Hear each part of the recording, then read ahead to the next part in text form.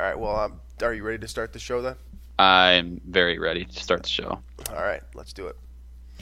Hey, welcome back to the Unbelievable Podcast. I am BJ Reidell, back here with my guy, Drew Mahowald, and today we have a very Viking-centric show for you. We're going to be breaking down our 53-man rosters. Obviously, with the final cuts coming this weekend after the Vikings play, I believe that deadline is August 30th, and then September 1st is when the waivers claims will go through, so we'll kind of have some more fun right after that. So that's the game plan for the majority of the show. We'll also feature a Thursday question, everyone's favorite segment.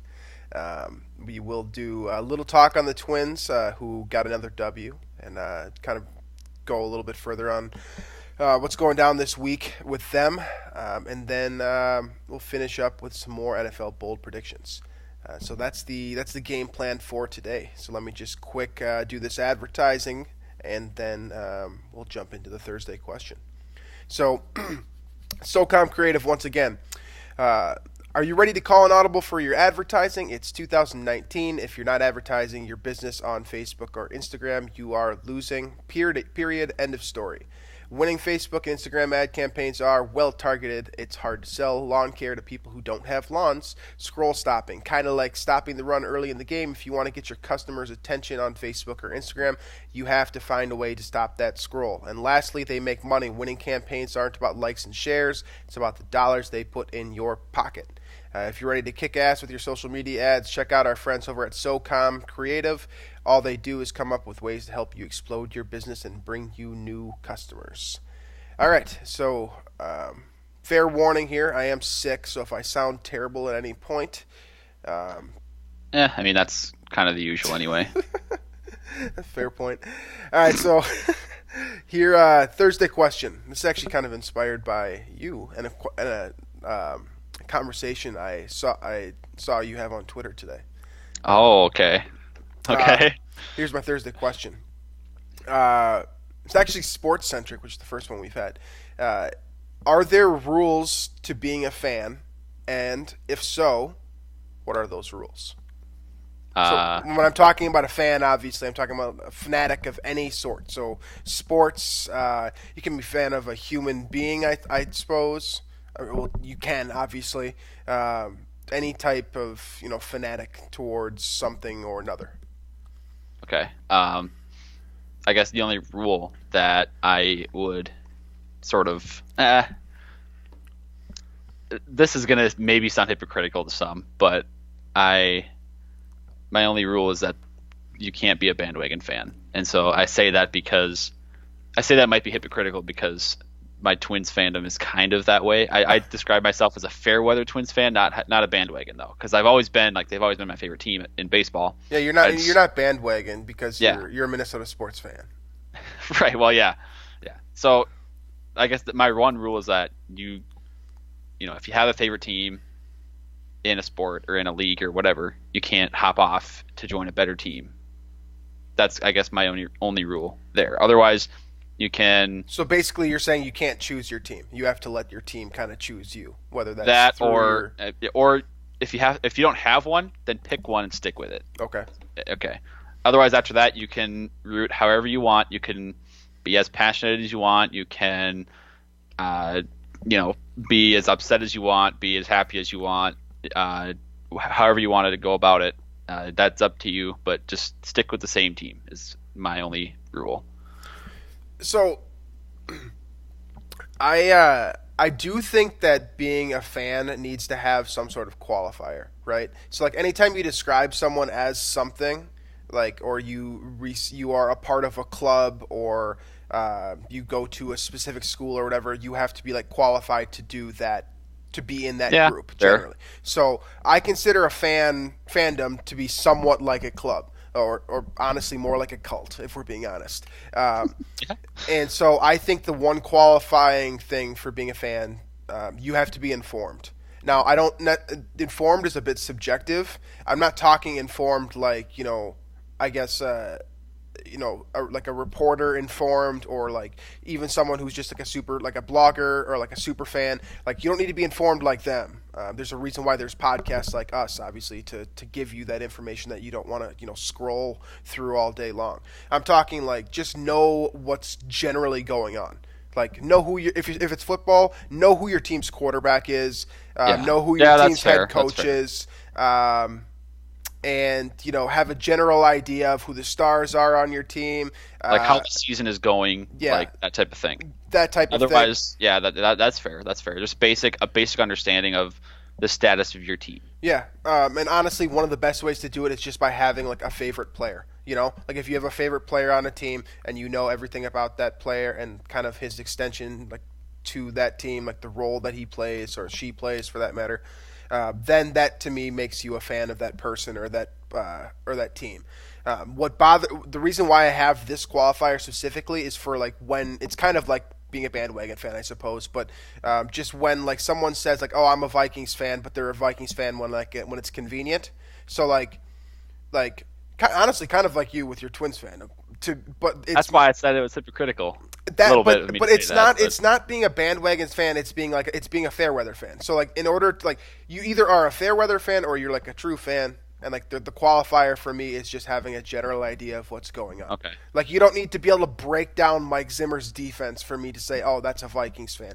But you do need to know that Mike Zimmer is the head coach. Yeah. That's important to me.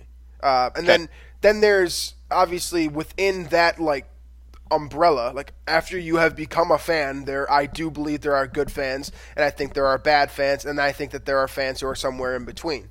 And generally, bad fans are the ones who, like the Eagles fans who like eat horse poop, or like if you're the fan who threw the snowball at Santa, or the full beer can at a Vikings fan. Yeah, just like anything with Eagles, anything that Eagles fans do, that's generally what I think is a bad fan. Like, I don't think Packers fans are bad fans. I just think that most of them are kind of annoying. Like, there's a difference between only because we cheer for the Vikings. Exactly. Exactly. Like, I'm not saying like that. Like I think like the Eagles fans generally have bad fans, or like there are some other teams too that have questionable fans. But like, there are a difference between being passionate and being a bad fan. And then a good fan to me is just someone who knows what they're talking about when they're having discussions with people. They don't rely on like someone else's information to make a point. There's just a difference between being like a quality fan, a good fan. Yeah. I will also add, for my own personal sake, that being optimistic is not a requirement to be a fan of your team, because I am pessimistic towards all of my teams. And yeah, I definitely agree with that. So it's just wanting that team to win, and then having an understanding. I like your point about that, having an understanding of what's going on surrounding the team and where they're at in the standings, ish, right. That type of thing. Yeah. Now the question I have for you about my Twins fandom is: am I a fan, or am I a fair weather fan, or what? Because I think that you're a fair weather fan. In 2016. Yeah, in 2016, I probably couldn't have given you the name of more than two of the starting pitchers. Yeah, I mean, I would say, yeah, you're probably a fair weather fan. But the thing is, with being a fair weather fan, is it can rub off. Like, you can evolve from being like someone. Okay, so it can rub off. Yeah, and you're a Minnesota sports fan. You grew up a Twins fan. Like, inherently, when someone says to you, you like baseball, and you say, not really, but they say to you, okay, but what team do you root for? You'd say, I would have said Twins. I would have said Twins my whole life. So like, you were born into it. It's kind of like the Twins have been your team. You just have not been following them closely, which would make you a fair weather fan. Which is how I am with the Timberwolves, where it's like, if they're great, good. I know 3 or 4. Well, they haven't been great since you were like 10. So right, it's hard, and I'm also not the biggest basketball fan in the world. So yeah, but yeah. So I think, I don't know. That's probably a better Thursday question there. A little more discussion. Yeah, that's a good one. All right, so let's jump into these 53-man rosters. So Drew and I both filled out 53-man rosters throughout the day today. And what we'll do is we'll basically should be noted that these are made before the Vikings versus Bills Week 4 preseason game. So any performances, any injuries, anything that happens, are not taken into account when these are put together. Right.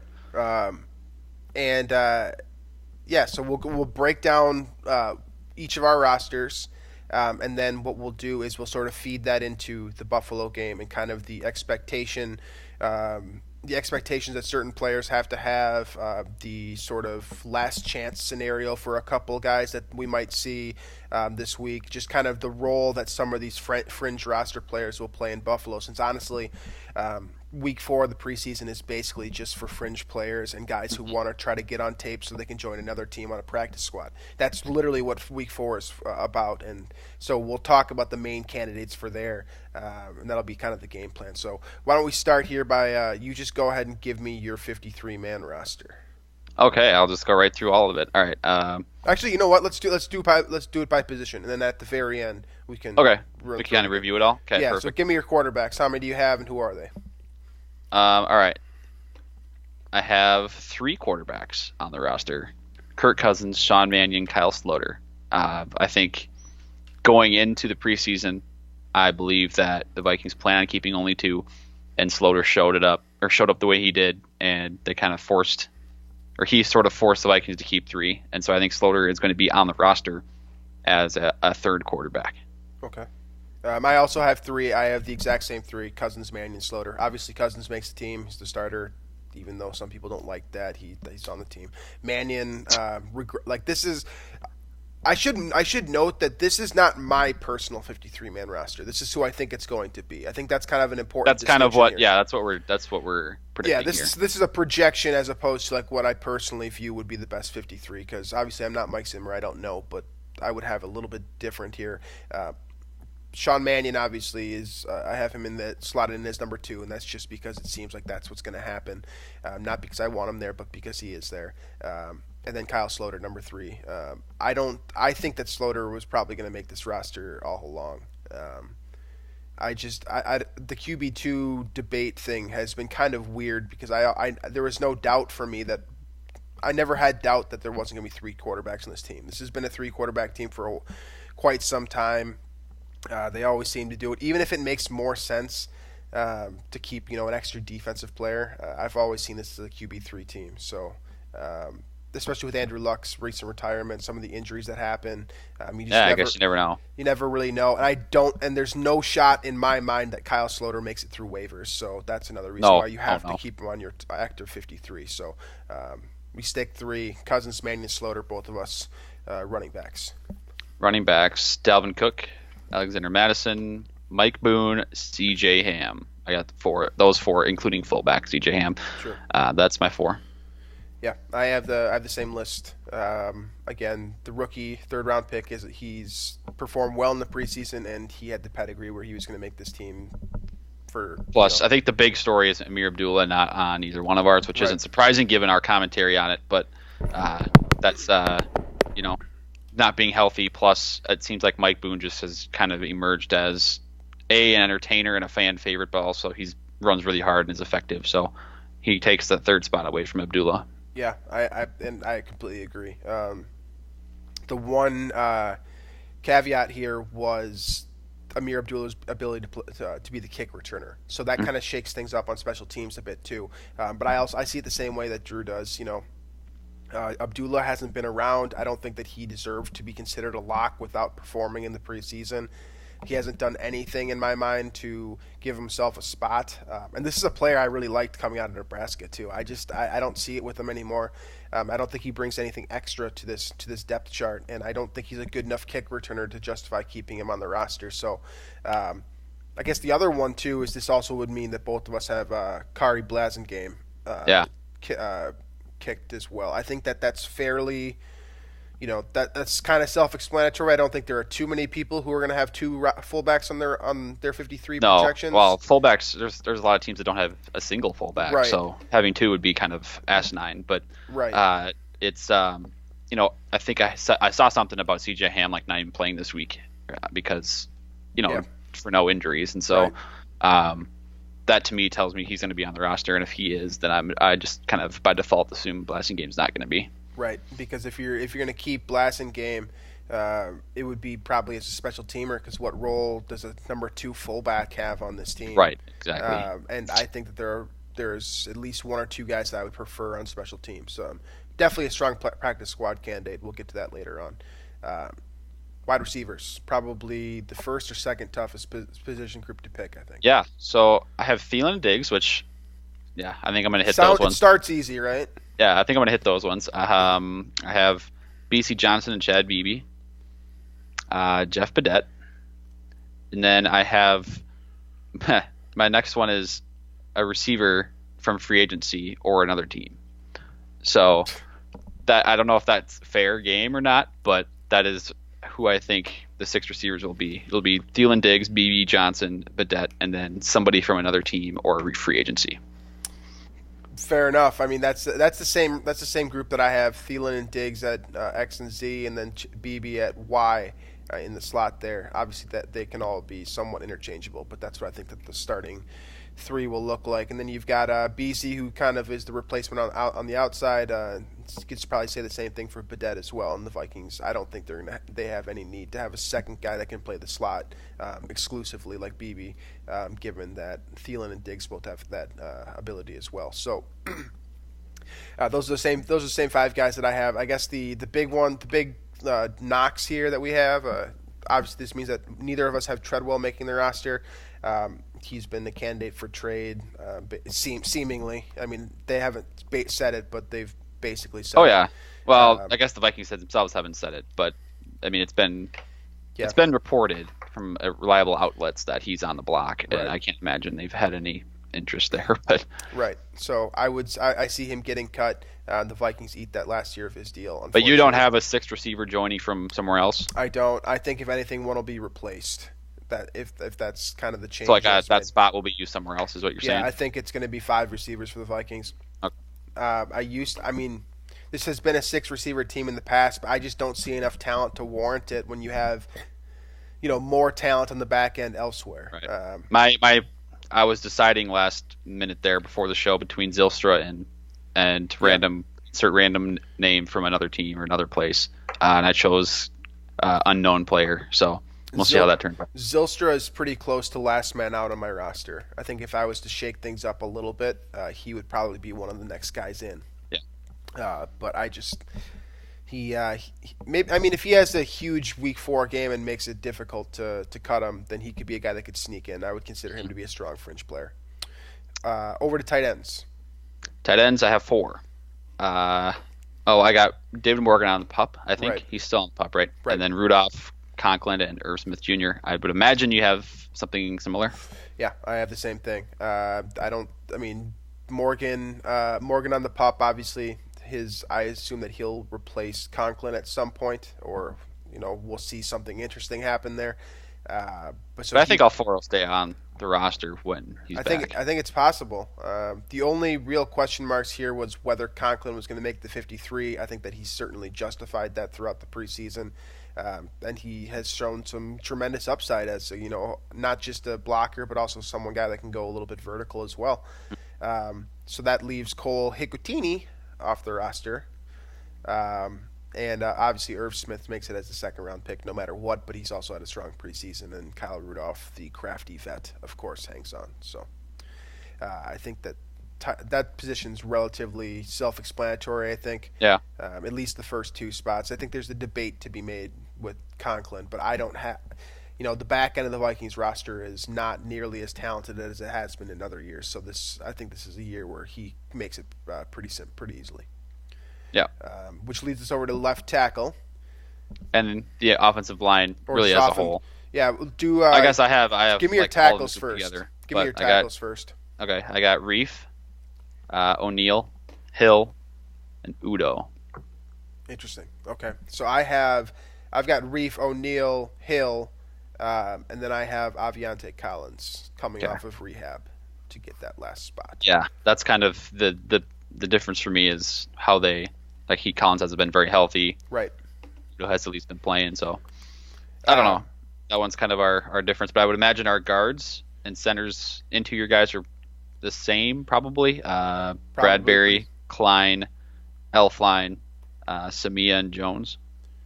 No, a little bit different actually. So Really? I have the starters being Elflein, Bradbury, and Klein from left to right, Yeah. and then I'm keeping Brett Jones like you said, like you are, but I also have I have two more. I have Danny Okay. Isadora and I have Dakota Dozier as well. Do you have Samia or no? I don't. I don't have Ooh, Samia. okay. I don't Okay. see. I think that, and he will be a guy that comes up on practice squad talk later. He's like the first guy I would sign to my practice squad, but he hasn't really done anything. Um, I think that the expectations were higher than the production so far for him.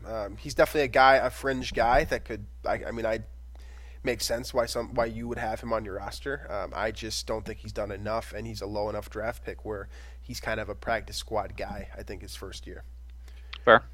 So let's move over to the defensive side of the ball then. Should we start on the defensive line? Yeah, give me your ends or your edge rushers or whatever you like to call them on your sheet. Okay. I got four of them only. Mm-hmm. Hunter, Griffin, Weatherly, Afadi, Odenigbo. That's the same. Odenigbo. That's the same four I have as well. I think that this was kind of that those backup spots. Weatherly was pretty much locked in, so you had three guys off the bat: Hunter, Griffin, Weatherly, that you probably assumed were going to be on the roster inherently. Odenigbo, I think, kind of locked himself in there after the first or second week of the preseason.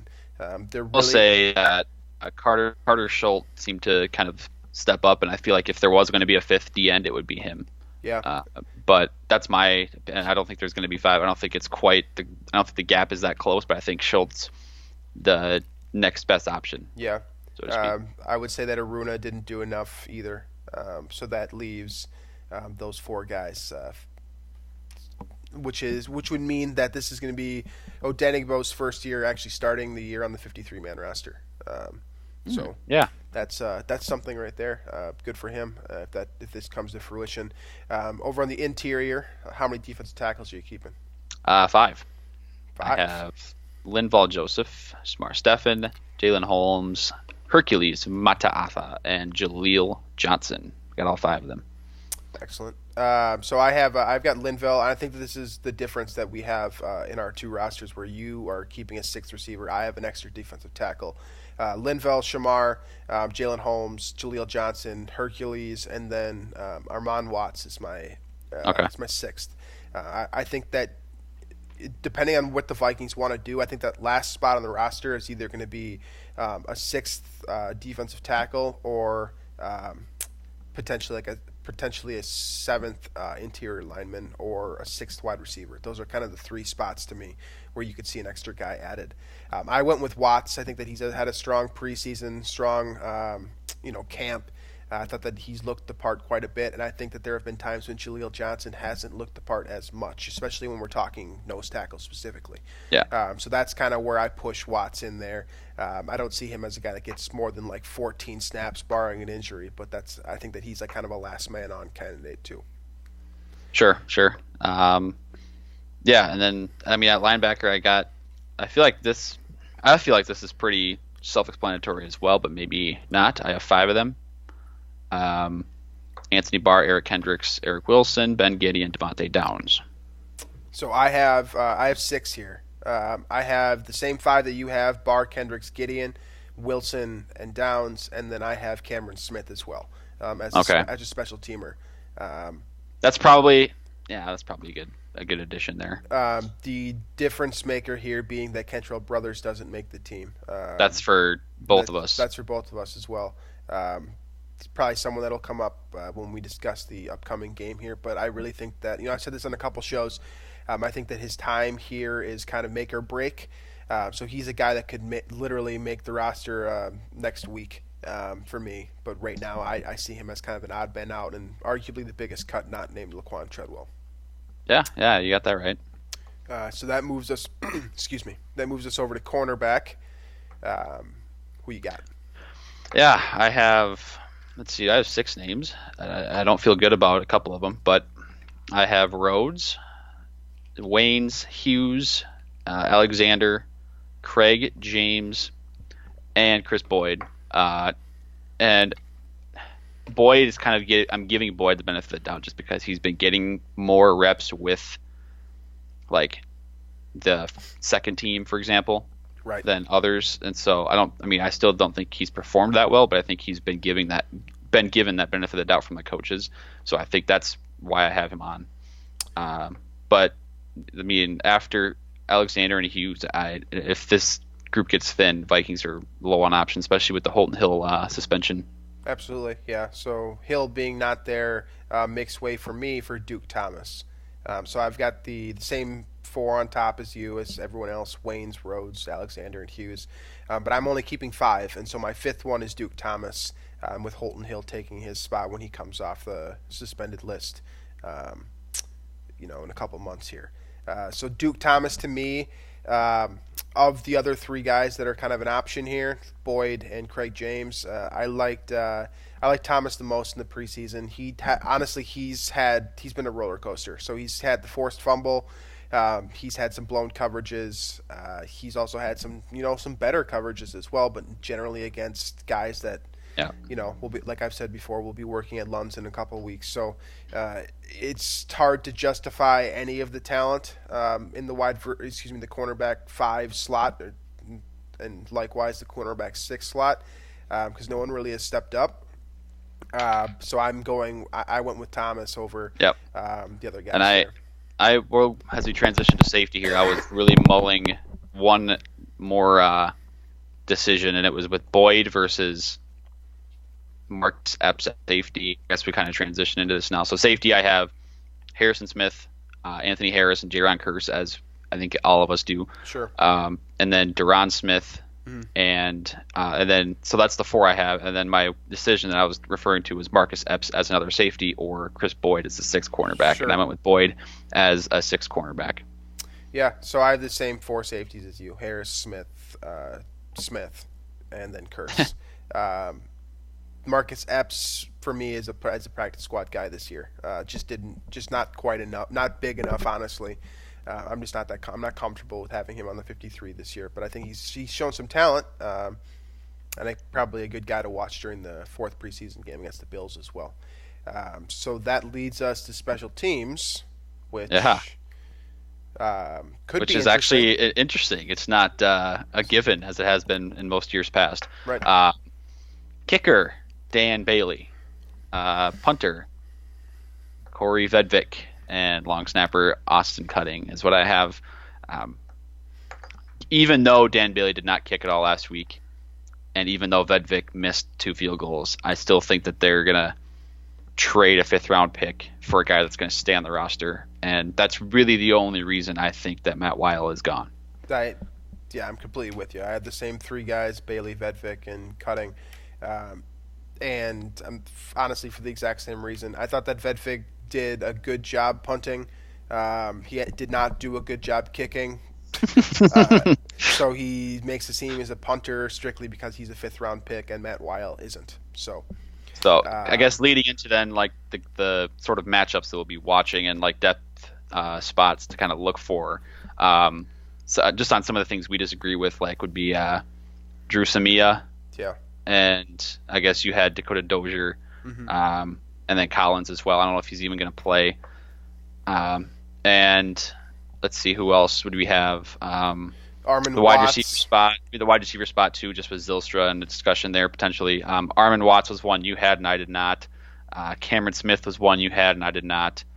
And then Chris Boyd and Marcus Epps, a couple guys to watch there in the defensive backfield. At least for me, I know you have Duke Thomas in as well. So those 3 guys to watch. Yep. Defense. Offensively, though, it seems like things are mostly like and there's not really like we talked about this before. There's not really any starting spots that are like, going to be moving around or changing, or guys are going to earn starting snaps this week. I don't think. Right. You're going to earn a roster spot with a good performance, but none of these guys are going to be taking over starting spots because all these guys, the receivers, with the exception to maybe a third wide receiver 3 snaps, that's pretty much solidified. Your starting offensive line is solidified. Obviously, quarterback and running backs are solidified, and tight end. Defensively, your defensive lineman rotation is pretty much done for, right? You got your 4 defensive ends. I think you're all going to rotate in. Linval's the main nose tackle. And then I think you'll see some, Smar Stefan in base defense, and then you'll get Holmes and Mata'afa in there and with pass rushing and whatnot, and 3-down situation. Linebackers, Barr and Kendricks, obviously you're going to be majority of snaps, especially in nickel. Ben Gideon will start in base. And then, cornerbacks, Rhodes, Waynes, Hughes, Alexander, as long as they're all healthy, they're all going to play a lot. And then at safety, Smith, Harris, and then with Curse mixing it a little bit in that big nickel package. Otherwise, I mean, that's all very much set in stone to me. And then the rest of it's just about fringe roster spots. Yeah, there's 3 or 4 guys that I have in. I have 4 major cuts, guys that were maybe less. Guys that are more shocking that they're being cuts. I have those as Amir Abdullah, Kentrell Brothers, Zaquan Treadwell, and Brandon Zylstra. And what I mean by major is I just mean they're players of substance, like they'll catch on somewhere else probably. Yeah, guys that have like they're popular in that their name is like, right. People know their names, right? And they it just seems like there's not enough room for those guys at this point, right? With the exception of Zylstra if he's the 6th receiver. Yeah, right. So that for a practice squad, that leaves me with Blasson Game, Dylan Mitchell, Ali Udo, who you had on making the roster. Mm-hmm. Jake Browning, who is probably going to play most of the game against the Bills, so we'll see if he's worth it. Drew Samia, Marcus Epps, Chris Boyd, Carter Schultz, Craig James, and Storm Norton. I believe Storm Norton still has eligibility. I could be wrong about that, but I didn't even put together a practice squad, but basically it'd be all the guys that you kept on the roster and I didn't. So right. Cameron Smith, Marcus Epps would be on there too. Like you said, Armin Watts, Blasting Game. Let's see, Dakota Dozier. Yeah. Just some of those guys. Obviously Browning, Dylan Mitchell. I'm just pick guys off the top of my head right now, but that's what those are guys that would all be practice squatters. Absolutely. It's funny. I think that most of us have just forgotten about Tashawn Bauer because of that non-football injury. That's true. I didn't even. He's just not even on this earth anymore. But yeah, I mean, I think that he's a guy that will, hopefully will come back at some point and take a spot. But but yeah, I mean I think that this is. I said this to Drew earlier. I think that this is one of the less dramatic or easier 53-man rosters to project. I assume that I'll probably get a couple of these wrong just inherently because that happens every year. But I think that a lot of these are fairly set in stone. I think the quarterback spot might be interesting just with Mannion or Sloter or both. I think that. So if it's only going to be 2, we might see Sloter get cut. I don't see that, but I think it'd be just too difficult for the Vikings to let him go, just to watch him catch on with another team probably immediately.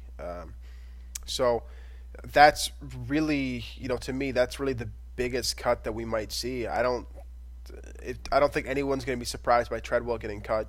Nope. I mean, at this point, if the team somebody within the team leaked it to a reliable source that he's on the trade block. Yeah. And if he is, which it sounds like he is, then he's clearly they don't want him on the roster anymore, and they're kind of done with him. So, right. Plus, if you haven't noticed, he's been playing with almost exclusively the third team at this point. So, right. That I think that pretty much wraps it up. Then, this Week 4 game against the Bills, like I said, I expect a ton of Browning, which should be fun because I'm excited to see him play. But it'll also give some of these. The wide receiver spot is probably the best. Will be the most entertaining battle to watch on TV at least. Just because you'll get a chance to see Jeff Bidet, see some extended action. I doubt BB plays much in this game, but no, I don't think I think they already said he's not going to. Okay, so then you'll get Brandon Zylstra's last shot. You'll see what Treadwell can do. Get both rookies and BC. This should be a game, by the way. That Treadwell, like he should light it up. I mean, if he doesn't light it up in this game, then he shouldn't be anywhere on a roster. Right. That's a pretty fair point. Yeah, that could definitely be interesting to watch. The Bills are not fielding exactly a great roster even with their first team. So this is definitely not this is not the most talented Bills roster that you will ever see. But there are some interesting guys on their side of the ball. You'll probably see some of the rookie Devin Singletary, who I liked coming out of college. I think that he is interesting, especially playing behind Frank Gore and McCoy, which is like a 90-year-old backfield. But Oh yeah, so that's kind of forgot about Frank Gore. Guy's still employed in the NFL. Yeah, it's crazy. It sounds like he's actually trying to get like the all-time rushing record, which he's still playing like okay, like not great, but he's doing fine. You could see Kurt Coleman. That's interesting. We haven't seen him in a while. Former Viking. He's one of their backups. TJ Yeldon's on this team too. Yeah. Wow. It's an interesting team, man. Do I see Captain Munnerlyn on the Bills as well? Oh yeah, I remember that. Yeah. So a couple former Vikings, some younger players. They have a stable kicking situation, which is cool. But yeah, so this last preseason game, I'll just be straight. Like, it's not for everyone. Like, it's not the last preseason. No, it's not. The last preseason game is generally like. I don't know how much I'm gonna watch, but we'll see. Yeah, I'll try to. Yeah, I will say. Okay, remember the Bills game last year, when Jerry Hughes had like 6 sacks. Yeah, Jesus. Just destroyed Riley Reef. That's that. Well, it was my brother's first experience at US Bank Stadium, so that went well. But that's the guy on this defense that he's not going to play, but just not fond memories of the Buffalo Bills. Yeah, so I mean, just it is a preseason game, but obviously it would be nice to beat up on them a little bit. But yeah, expect a lot of Browning, maybe some Slaughter as well. Probably quite a bit of Slaughter as well, and then we'll get a chance to finally see. A result from you know what? I take that back. The most interesting thing is going to be the special teams because they're going to be switching off between Bailey and Vedvik. That's true. All 3 of them are going to play. How funny is it going to be when they just decide to kick on like second down just to get a look? Another note: defensive coordinator for the Buffalo Bills is Leslie Frazier. Special teams coach or coordinator for the Buffalo Bills is Heath Farwell. Couple of former Minnesota Vikings right there. There you go. Clearly we'll have a big impact on if any of you watch the game or not, but something I saw on this page right here, and I was like, oh, Heath Farwell, I know who that is. I didn't know that Heath Farwell was a coach. I didn't either until I just saw this name.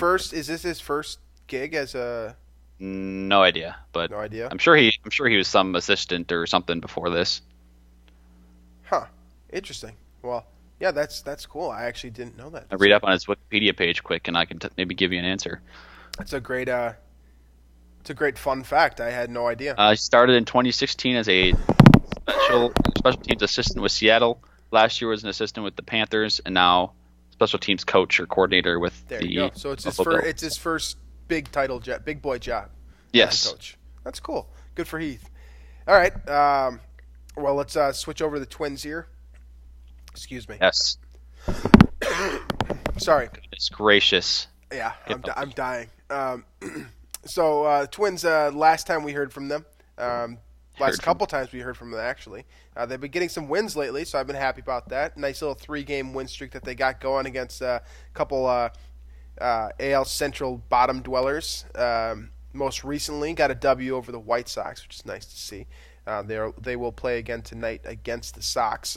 Again, it would be nice to see them sweep this series with Cleveland. Yeah. Odorizzi can maybe go through 6 innings tonight. That would be cool. Yeah. That would be cool. Cleveland is playing against Detroit right now, so no real room for error. You have to win, yeah. Which you're playing the White Sox, so either way, you should probably win. You feel pretty comfortable with that. Gonzalez continues to play some great baseball. He had another home run last night. We're recording on Wednesday, by the way, if you're listening to this in the future. And Jonathan Scope hits another home run. I believe he just joined the 20 gang, or that was either number 19 or number 20 for Scope. I think it was 20. It was 20? I think. I have to look. Hold on. That was 19. That was 19. Scope. He's got 19. He and Polanco both have 19. Yeah, so a couple more candidates to join that 20 gang. That's 1, 2, 3, pretty 4, crazy. 5, 6, 7, 8. That would be 8 people. With Polanco and Scope both get one more, that's 8. And then Marwin Gonzalez can get 5 more to get into 20 as well. It's absolutely wild. And that's a lot of home runs.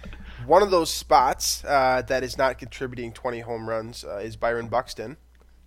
Who was did he re-aggravate an injury or something? He did, and that's what I wanted to mention real quick. So Buxton's rehab was halted the other day, and so he was on pace to come back and hopefully play for the Twins' big league club later this week or early next week. And now that rehab process has been stopped. He was feeling more shoulder pain. I remember he's dealing with a shoulder subluxation or something hilarious like that. What was the funny word I'm not going to know what the funny word was, but I'm not even going to try and pronounce it either because I'm not going to get it right. Subluxation. Subluxation. Yeah, which is basically like saying that you have a dislocated shoulder. That's essentially what it's saying in my mind. Well, then say that. That's what I'm saying. I think it's like a way to like kind of like cool it a little bit. Like it's not fully separated. But anyways, his rehab has been halted, so we might not see him for a while. It would be obviously very nice to get Byron Buxton back for this stretch run and potentially the playoffs as well. But every day it seems more and more like he's not going to play, which leaves the door wide open for Jake Cave, who, honestly, if Buxton was going to have a setback, this is not the worst time to have it happen, given that Cave is probably playing the best baseball of his career right now. This is true. And yeah, what's he at for the year now? He's hitting 271 now, which I don't remember it being that high. No. It was down in the 220s before. Yeah, and here's the thing: the Twins are, what are they at, 3.5 up now? Yes. And it's funny looking at their schedule because one of my friends has a bet with another one of my friends actually that he's betting on the Indians to win the division. He looked at their schedule yesterday and he was like, "Wait, it's this easy?" And I was like, "Yeah, exactly." So should listen to the podcast, man. Oh yeah, that would be good. But what in the future now you got to look for is pitching, because I think Pineda's been the Twin starter or the best starter lately. It's crazy. He has the most quality starts. You would like Berrios and Odorizzi, these guys, to return to like April, May form, right? I mean, they don't even need to be that great. Like I don't need to get Cy Young candidate Odorizzi every week. Like I'm okay with him being, somewhere in between what he's been the last couple starts and the guy that we had in April and May. Like if he just needs to get through 6, like that's why you've been saying that for a while now. If he can give us quality starts, so 6 innings and 3 runs, I feel confident that the Twins win all those games. So that's what I want from Odorizzi. Honestly, like Pineda's giving 6 innings, 4 earned runs. It should not be that like. It's not that crazy to ask that much. It shouldn't be required for the Twins to put up 8-9 runs to win a game, and it seems like it's been a lot of that lately, with the exception of Pineda's start last night. But right, so. I think that's everything I've got on the Twins. I mean, I don't have a lot on the Twins as long as they keep their lead. Otherwise, we'll have problems. But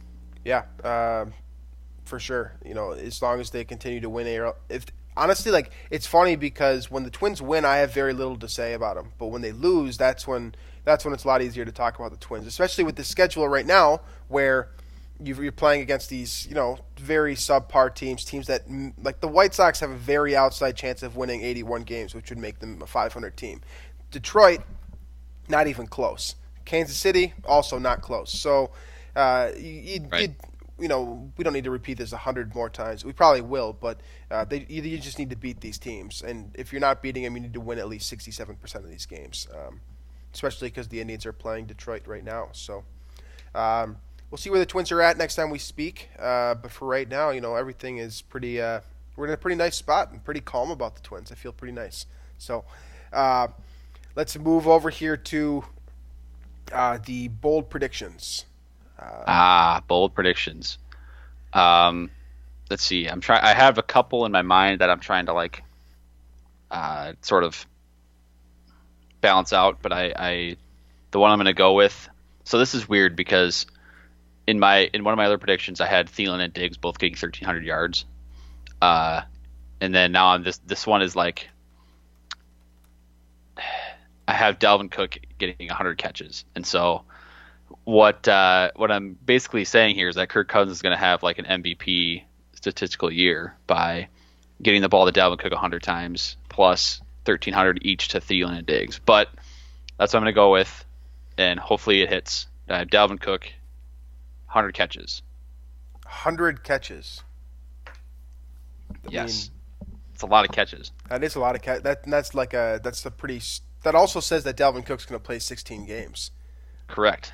Right. That might be the most bold part of the prediction, but I think there's clearly some sort of there's a new philosophy with Kubiak in to get the ball at their running backs a lot more, and analytically they've mentioned that running the ball isn't as efficient. All this stuff. Kirk said that in press conferences a lot. Sure. That leads me to believe that they're going to do a lot of creative things to get the ball to Dalvin in the passing game. Interesting. Well, I mean, 100 catches is a lot. 100 catches is a lot. Yeah, I know that. I obviously wouldn't have a problem with that. It would be nice to see. It'd be definitely basically. Nice to see. I'm banking on one or the other between 100 catches or 1,300 each for Diggs and Thielen. Neither one's likely, but right, like they're not both going to happen probably. I mean, it would be great. Get Dalvin Cook the ball in space 100 times. I mean, you like your chances with that type of in that type of system, I think. So, for me, I wanted to go higher on this number, but I don't think I can, and make it realistic. The terrific linebacker from the Indianapolis Colts, Darius Leonard, tackling machine, all pro as a rookie, also not a Pro Bowler, which is always hilarious to me. There's very few guys in history that were all pros and not Pro Bowlers. He's one of them. He had 163 tackles last year as a rookie. Kind of didn't entirely come out of nowhere. Obviously, we knew he was good coming in as an early round pick. Blew the NFL away. He actually led the league in tackles by 19 with 163. I'm going to say that number goes up to 175 this year, which would be, as far as the all-time list goes, 175 would make him tied for 12th all-time in a single season. So we're talking about a lot of tackles. We're only talking about 12 more than he had last year, but for what it's worth, what makes it bold to me is just the fact that he could replicate that performance. 163 tackles last year. We're talking, one of the highest totals across, in league history. So that's bold. I like it. I wanted to go all the way up to 200, but that's what I thought you were going to do first. There are only three guys in history two guys, and one guy did it twice. But here's why I think it even I kind of agree with this because there's going to be a lot of garbage time potentially here with the. Well, I shouldn't say that. That's probably assuming things, but no luck. They're going to have the defense on the field kind of a lot more, I would say, than last year. It's possible that it's very feasible that the number goes up by quite a bit. I will say that. Yeah, and we're talking about a defense that's definitely going to rely on him as well. And he's a guy that flies around quite a bit. He plays basically all of his team's defensive snaps. If there is a guy that's going to get close to 200 tackles again, it hasn't happened since 1993 when Hardy Nickerson had 214 solo tackles. Hardy? Wait, they probably didn't have a difference between solo and assisted, did they? They didn't. These are all that statistic for 214 it's from 93, so they're saying it's all solo. But for combined tackles, which is what they do now, that's what Leonard had last year at 163. I imagine that Nickerson probably had some assisted tackles as well, and he was just granted more, and maybe that's what drove his number all the way up to 214. But in recent memory, the leader in combined tackles is Vontaze Burfict, who had 177 back in 2013. So we'd be talking about one of the better performances in recent history from a linebacker in terms of tackling, which I if there's one guy that can do it, I think Darius Leonard is definitely the guy. He's outstanding, and one of the main reasons why the Colts were kind of a dark horse pick to win the Super Bowl this year. Obviously, that's not going to happen, but probably not. Hey, you saying you don't believe in Jacoby Brissett? You know what? We have some extra time here, and we didn't talk about Andrew Luck at all, so we can talk a little bit about. Oh, you want to talk about? I don't want to talk about Andrew Luck. I'm devastated. Yeah, that's exactly why this is good. Give me your thoughts on Andrew Luck since we haven't had him yet. Arguably the greatest QB talent in the league, with the exception of Aaron Rodgers, probably. I don't know. It sucks because this was probably his like he finally has an offensive line. He finally has a talented defense. Yeah. He's finally got weapons and all of this, and then that's when kind of things start, mentally he wears down. Because he wore down over the years by dealing with trying to overcome the lack of not just trying to overcome, but actually doing it. By overcoming the lack of a defense, the lack of an offensive line, all that stuff that, for example, Russell Wilson has had an elite defense most of his career. Offensive line, not so much, but elite defense all of his career. And he has a Super Bowl for it. Andrew Luck, did he make 2 NFC or AFC Championship games? He made at least 1. But he showed he could play in the playoffs. He had that 28-point comeback against the Chiefs a few years ago, which is one of the best individual performances. Definitely of recent memory, but so probably of all time. This guy clearly had the quote unquote clutch gene inside of him. He had the arm talent. He had the size. He had the leadership. He had all the traits of a franchise quarterback. And the team finally gets all the pieces together. And defense, offensive line is there, everything. And then he just wears down. So it's sad from this perspective that you're not going to get to see this guy kind of reach the pinnacle that he very well could have attained. Right. Especially because, he is 29 years old. In my mind, 29, 30, 31, 32 is pretty much the prime of a quarterback's career, generally. Unless we're talking about Michael Vick or, Lamar Jackson or, mobile quarterbacks like that. For the most part, pocket passers. Kirk was in Luck's draft class. He was. That's right. Yeah. Is he the best quarterback from that class? No, Russell Wilson. Never mind. He's probably after Russell Wilson. Well, I would still say that Andrew Luck is better than Kirk Cousins. Well, no, I'm saying left, the best guy left. Oh yeah. Right. Wilson and Cousins. It's tough because Luck literally only played 86 games in his career. It seems like we've known this guy forever. He didn't even play 100 games. He missed all of 2017, I think. Was that what it is? 2017. He missed most of 2015 and all of 2017. Okay. Yeah, I remember him being. Well, I was first I fell in love with Andrew Luck 2014 when he basically won me a fantasy championship on his own, and then because I watched all kinds of Colts games that year, and it's just unbelievable what he was able to do with a roster that was for the majority of his career, except for the end of last year, or kind of would they start 1-5 last year? Then things kind of came together for him. Yeah. But up until then, that roster was bad, awful. Yeah, and even last year, he actually led the NFL in sack percentage. So the amount of times he was sacked per dropback. Even last year, when the offensive line started to come together. We're looking at a guy here who was sacked, and these are the numbers by year, 41, 32, 27, 15, 41, 18. So last year he was sacked only 18 times.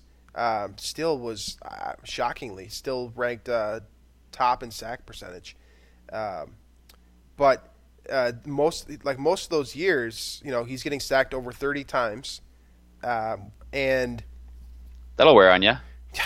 No kidding. We're talking about hundreds of yards lost just because the offensive line couldn't block from him. It's super disappointing, but it's ridiculous to criticize him for making this decision. I understand.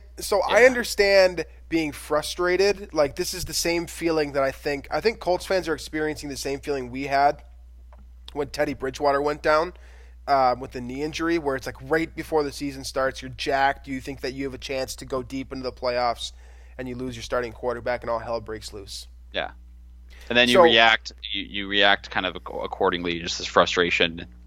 So I get that part of it, but yeah, the boo is a bad look, and there's no way around that. It's literally the last time they're going to see him on the field. They should have been cheering. Yeah, that was his sort of like retirement ceremony, That's you know awful. when guys say they announce it's going to be their last game, like Chad Greenway did this back in the day, right when they announce it's going to be their last game and they kind of have a special moment for the player, for this last home game. And he was trying to announce his retirement later, and someone from the team leaked it to Adam Schefter, and so all that got sped up, and then people found out at the game, and it just unraveled from there. So he deserved it to go down differently for sure, but So is he a bust? Number 1 overall pick, played, 6 years? 1, 2, 3, no, 6 I mean, years? no. Here's the thing: if you redraft the 2012 NFL draft, knowing that Luck plays 7 years, 6 years, I think I still take him number 1. Really? Because chances are you're going to be able to build a better roster than the Colts had for the first 4 years of his career, 5 years of his career. He'll get a better chance than that because he made an AFC Championship game with that Colts roster in 2014. Right. An average roster might win that game, and they might play in the Super Bowl. Yeah. So I think it's worth it to take him 1, and then Harrison Smith might go number 2. Yeah, that's the same draft. I mean, Russell Wilson probably. You'd probably take Russell Wilson goes 2. Wilson, Wagner, Kuechly are the 3 guys that, according to Pro Football Reference, have a higher career career value, which is basically their accumulation stat for performance. Yeah, it's just tough. I think the hardest thing for me is that, and it really hasn't even hit yet because football hasn't technically started, is that we're never going to see him play again, which sucks because he was so entertaining. Well, yeah. And it was best was that the Colts would throw so much. And up until last year, they kind of had a running game, and they sort of built a lot of their success on clock management more so than through the air like in previous years. But back in the day, Luck would he'd throw it 50 times a game, and it would just air raid on everybody. Yeah. Yeah. Also, the Titans are the big winners from this. No kidding. Yeah. Well, he has owned Titans in the past. So the Titans, you got the Titans and the Texans now that are going to and honestly the Jaguars too, I guess. A couple years removed from AFC. Jaguars aren't going to make a run for anything. Well, that division, that AFC South division, honestly, it got less fun. It's Tennessee. Tennessee's winning that division. Like I said in my last bold prediction, they're winning that division at 11-5. Fair enough. I mean, Jacoby Brissett could, this roster could drag Jacoby Brissett to 9-10 wins. I mean, he's not a bad quarterback. Like, if you're going to have a backup quarterback, you probably want him to look like Jacoby Brissett. I just don't know if he's not a guy that you're going to bring in Sam Bradford to replace, Right. It's not like Sean Hill or something like that. Yeah, it's definitely not like that. Colts will be interesting for sure. But, yeah, I'll miss Andrew Luck. Any final thoughts here before we wrap up the show? I have none. There's no golf to bet on this weekend, so I don't have anything else to say. Okay. All right, then. Well, folks, we appreciate it. Thanks for listening to the show. We'll be back next week. We'll be putting next week's show up on Tuesday, just because Monday is Labor Day, so it makes more sense to be up on Tuesday anyways. So that's the schedule for next week. As always, we appreciate you listening to the show. You can subscribe on iTunes if you haven't already. It is definitely available on Stitcher right now. I'm working on getting it available on Spotify as well, so hopefully that will happen soon. Tell your dad that you're listening to the show, so we can get more. Hey, more it's my dad's birthday today, so for my dad's birthday, you should tell your dad about our show. Oh, okay, yeah. do that. That's what you should do. So, thanks as always for listening, and we will catch you guys next week.